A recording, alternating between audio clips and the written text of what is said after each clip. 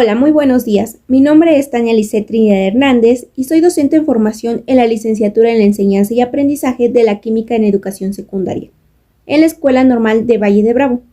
Actualmente me encuentro cursando el sexto semestre y como parte de la evaluación del curso Fundamentos de la Educación, este video se creó con el objetivo de hablar sobre la función social del docente y las políticas públicas actuales de México.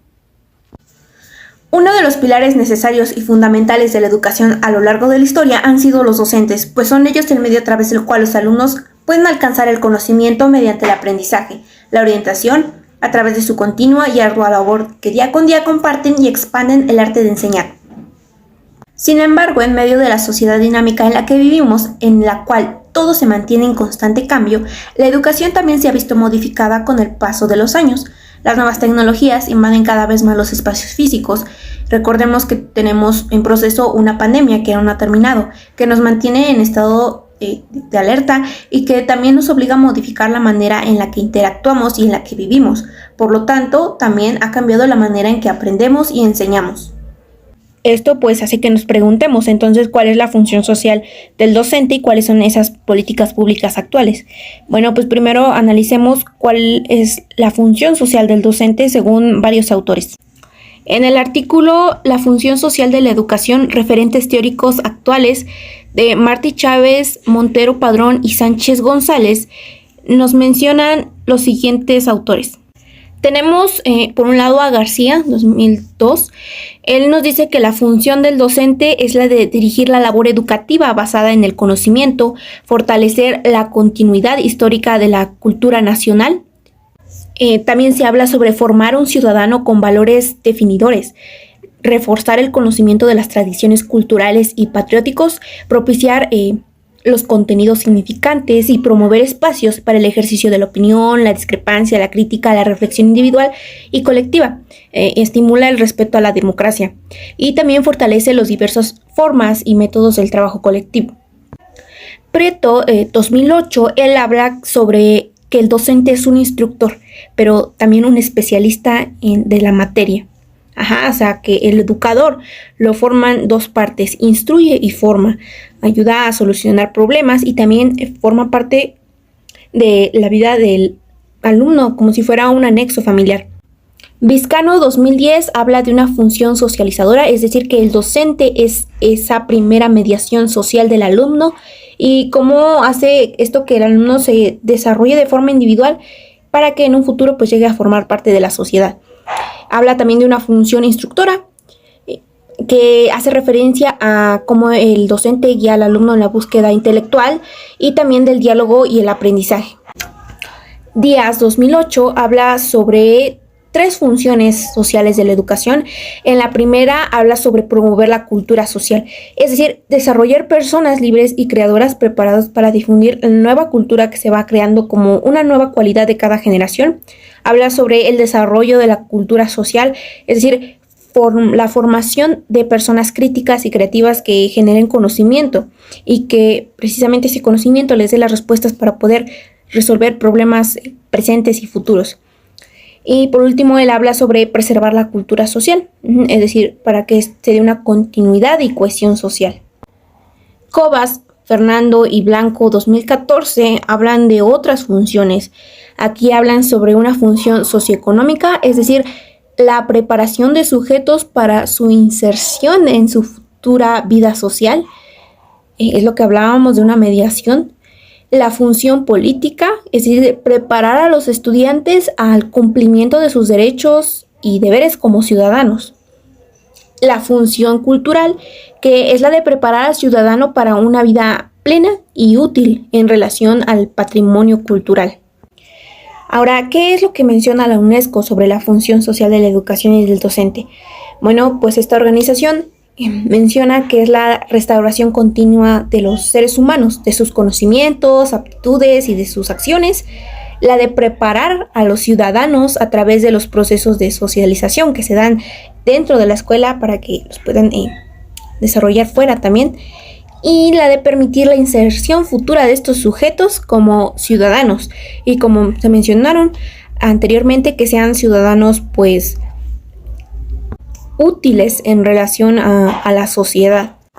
Después de haber hecho toda esta revisión bibliográfica, podemos concluir que la función social se le asigna a la educación como fenómeno social, a la escuela como agencia de socialización y al docente como profesional que cumple con dicho encargo social. Además, podemos ver la relación que hay entre educación y sociedad. ¿Por qué? Ojo con esto, y es importante. ¿Qué determina la función docente? Bueno, esta está determinado por el contexto social, político y económico. Estos factores determinan el tipo de persona que se desea educar según las necesidades del contexto. De igual manera, el papel del docente sigue un modelo educativo y ese modelo educativo ha sido diseñado con base a las necesidades actuales y también a los contextos.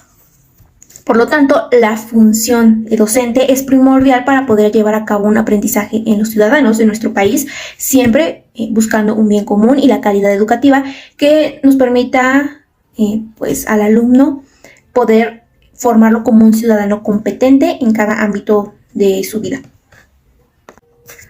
De forma personal, ¿cuál creo que es la función social del personal docente? Bueno, yo considero que es la de contribuir a formar ciudadanos libres, participativos, responsables e informados, capaces de ejercer y defender sus derechos, que participen activamente en la vida social, económica y política de México. Es decir, personas que tengan la motivación y la capacidad de lograr su desarrollo personal, laboral y familiar, dispuestas a mejorar su entorno social y natural, así como a continuar aprendiendo a lo largo de su vida y en un mundo complejo que vive cambios continuos. De manera formal y oficial, la función social del docente en el Estado de México está plasmada en el Reglamento de Condiciones Generales de Trabajo de los Servidores Públicos Docentes del Subsistema Educativo Estatal. Aquí podemos notar los artículos que hablan sobre la función social del docente. El artículo 6 habla que el docente es un servidor público. El artículo 8 menciona que este se regirá por la ley, las presentes condiciones generales, los reglamentos y la normatividad que de ellos se deriven, y se regirá por los principios generales del derecho y los de justicia social, la costumbre y la equidad. El artículo 52 habla que serán 6 días de trabajo y disfrutará por lo menos 2 días de descanso. El artículo 54 menciona que en casos de siniestro o riesgo inminente en que peligre la vida del servidor público docente, la de sus compañeros, la de sus jefes superiores o la existencia misma del centro de trabajo, el servidor público docente estará obligado a laborar por un tiempo mayor al de la jornada máxima. El artículo 56 habla sobre la puntualidad. Otro aspecto importante son las políticas educativas actuales. Como he venido mencionando, la educación pública mexicana se encuentra actualmente en un proceso de transformación. Al menos esa es la intención del Estado, en la que se deriva la ideología de la nueva escuela mexicana. La Secretaría de Educación Pública, la SEP, ha iniciado recientemente trabajos sobre el marco curricular y el plan de estudios, y pues todo esto ha implicado un debate sobre si es bueno que se haga o no. Uno de esos aspectos es el de la evaluación educativa. En la propuesta del marco curricular y plan de estudios 2022, en este se analiza la función de la evaluación, donde se dice que esta no debe seguir siendo un mecanismo técnico que favorezca la reproducción de desigualdades sociales, tampoco que asuma como dada una supuesta igualdad a la sociedad mexicana. Más bien se dice que deben dejarse de asumirse como un ideal de lo que es la educación, evitando una ideología de rechazo o éxito de los estudiantes mexicanos. En este sentido es el de valorar a la evaluación como un agente de transformación educativa más que de una clasificación social. Otra de las cosas que ha estado causando revuelo estos últimos días ha sido sobre los nuevos planes y programas que entrarán en vigor el ciclo escolar 2023-2024, en donde se hablaba sobre fases. Y pues muchos pensaban que se iban a sustituir estas fases por los grados, donde la directora general del desarrollo curricular, Claudia Izquierdo Picuña, pues ha dicho que los grados escolares se mantienen. Solamente explicó que esta agrupación de fases obedece a una organización pedagógica para profundizar los contenidos y así favorecer su aprendizaje de los alumnos. Se detalló que las asignaturas se integrarán en campos formativos y los ejes articuladores orientarán los objetos de estudio de todo el trayecto escolar, y que va desde educación inicial, preescolar, primaria y hasta secundaria. Izquierdo Vicuña también comentó que la autonomía curricular es parte fundamental del plan y los programas de estudio, ya que los docentes pues tendrán la libertad creativa para desarrollar contenidos adicionales, estructuras pedagógicas y progresiones para ampliar el aprendizaje y afianzar el logro educativo de niñas y niños. Arriaga Navarro afirmó que los materiales educativos estarán estructurados para el aprendizaje comunitario en entornos escolares y extraescolares para facilitar la comprensión y el dominio de los contenidos, su vinculación con la realidad social y la resolución de problemas. Pero no todo queda ahí. México actualmente está viviendo una tragedia educativa. Más de 500,000 de estudiantes dejaron de asistir a la escuela después de la pandemia por COVID-19, mientras que la pérdida de escolaridad afectiva promedio fue de al menos 2 años y 2 meses, según estudios recientes sobre el asunto. Así lo revelan las cifras del Sistema Educativo 2020-2021 elaborado por la Secretaría de Educación Pública, en el cual detalla que la mayor parte de la deserción escolar se da en los alumnos de bachillerato. Pero no solo eso, también se mencionó que 26 de cada 100 niños que cursan la primaria llegan a concluir una carrera profesional debido a la deserción escolar. También hay que recordar que la calidad de la educación en nuestro país ya tenía problemas previos a la llegada de la pandemia. Sin embargo, estos destacaron aún más. En el análisis es importante observar las consecuencias sociales que propician dicha deserción escolar.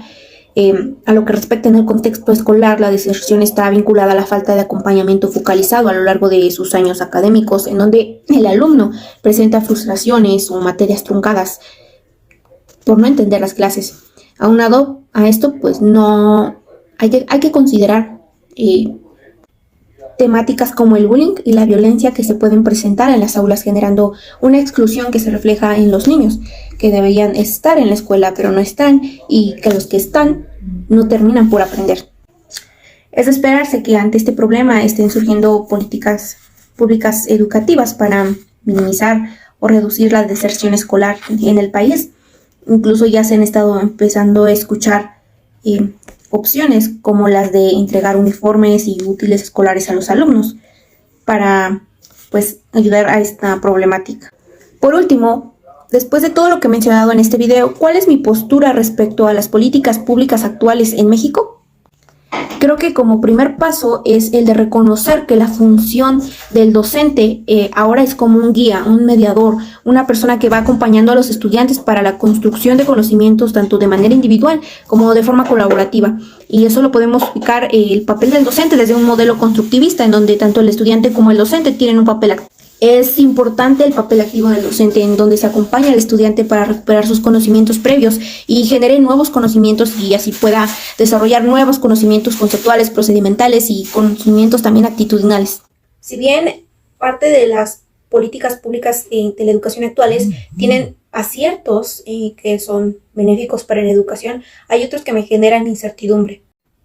Pero aún así es importante que mantengamos una actitud de disposición a aprender y a conocer más sobre estas políticas para así saber cómo es que estas se están llevando a cabo y cómo podemos mejorar nuestra práctica docente y brindarles una mejor educación a los alumnos.